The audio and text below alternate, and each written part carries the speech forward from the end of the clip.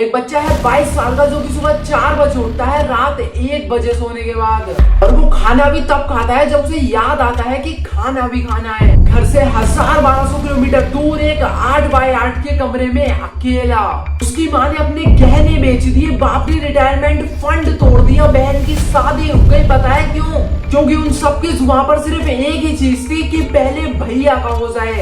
और वो बच्चा वो रात को छुप छुप कर रोता है क्योंकि उसे डर है कि अगर वो फेल हो गया तो वो सिर्फ अपना ही सपना नहीं तोड़ेगा, पूरे घर का भार उसके कंधों पर है। और उसी रात दूसरी तरफ मुखर्जी नगर के एक कोचिंग इंस्टीट्यूट का मालिक अपनी नई फॉर्च्यूनर में डिनर करने जा रहा है। यूपीएससी एक एग्जाम नहीं है इंडिया में, बल्कि एक धर्म बन गया है। और हर धर्म में क्या होता है? एक प्रॉमिस कि अगर तूने सब कुछ छोड़ दिया तो तुझे मोक्ष मिलेगा। और तुम्हें पता है इस यूपीएससी का मोक्ष क्या है? आईएएस, आईपीएस, पावर, रिस्पेक्ट और सबसे बड़ी चीज शर्मा जी के बेटे से ज्यादा।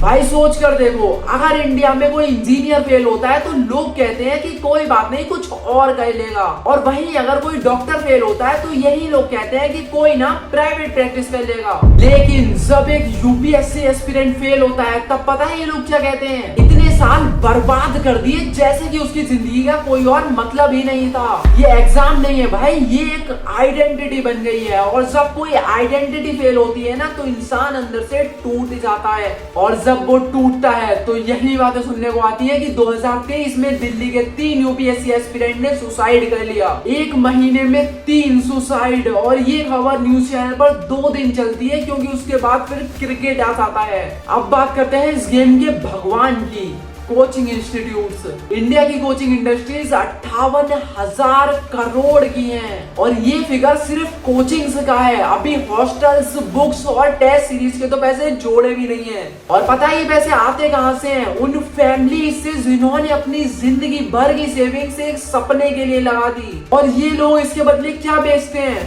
होप। और जरा इनकी मार्केटिंग तो देखो, हर जगह टॉपर्स के फोटोज, हमारा स्टूडेंट AIR1, हमारे कोचिंग 200 सिलेक्शंस। भाई यूपीएससी में टोटल 1000 सिलेक्शंस होते हैं और इंडिया में हजारों कोचिंग इंस्टीट्यूट्स हैं। मतलब एक ही टॉपर के फोटोज 5 अलग अलग कोचिंग इंस्टीट्यूट की दीवारों पर लगे हैं। भाई ये कोई एडवर्टीजमेंट नहीं है, ये साइकोलॉजिकल मैनिपुलेशन है। ये तुम्हारे अंदर एक बिलीफ प्लांट करते हैं कि अगर मैं इनके पास नहीं गया तो मैं फेल हो जाऊंगा। और इसी फेल पे ये पूरी इंडस्ट्री खड़ी है। सोचने वाली बात यह है कि क्या ये कोचिंग इंस्टीट्यूट्स जेन्युइनली कुछ लोगों की मदद करते भी हैं? एंड द आंसर इज हाँ, करते हैं। स्ट्रक्चर चाहिए होता है, लोगों को गाइडेंस चाहिए होती है, ये रियल है। लेकिन फर्क सिर्फ इतना है कि डॉक्टर तुम लोगों को जब भी दवाई देता है जब तुम्हें इवन दवाई की जरूरत भी नहीं होती, क्योंकि वो ओवरऑल तुमसे पैसे ऐड रहा होता है उस समय पर। और यही सेम चीज बस थोड़ी डिफरेंट वे में यही कोचिंग इंस्टीट्यूट्स करते हैं। हर एस्पिरेंट को कन्विंस करो कि बिना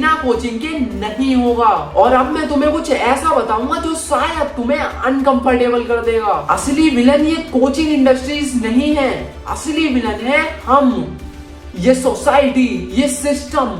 क्योंकि हम सब ने ये मिलकर डिसाइड करा है कि इंसान की वर्थ उसकी डिजाइनेशन से डिसाइड होगी। हमने डिसाइड किया है कि आईएएस मतलब सक्सेसफुल और बाकी सब ऑर्डिनरी। जब एक लाचार बाप अपने बेटे से कहता है कि बेटा चाहे कुछ भी करो लेकिन कलेक्टर बनो, उस पॉइंट पर इन कोचिंग इंडस्ट्रीज का काम आसान हो जाता है क्योंकि उनका कस्टमर ऑलरेडी रेडी है, डेस्परेट है। और डेस्परेट कस्टमर से जो चाहिए वो मांगो और वो देगा। वो बच्चा जो सुबह 4 बजे उठता है, जो छुप छुप कर रोता है, जो अपनी बहन की शादी रोक रहा है उसके सपने के लिए, भाई इसमें उसकी गलती नहीं है, उसके माँ बाप की गलती नहीं है, बल्कि उन्हें एक सोसाइटी ने यहाँ पहुंचा दिया है जिसमें सिर्फ एक रास्ता सक्सेस का माना जाता है। और जब सिर्फ एक ही रास्ता होगा तो उस रास्ते पे भीड़ होगी और भीड़ में यही बिजनेसमैन पैदा होते हैं। और अब मैं ना तुमसे एक सवाल पूछना चाहता हूँ और ऑनेस्टली सोचना इसके बारे में। अगर एक आईएएस की सैलरी और पावर कल से एक सॉफ्टवेयर इंजीनियर के बराबर कर दी जाए तो कल कितने लोग यूपीएससी का एग्जाम देंगे?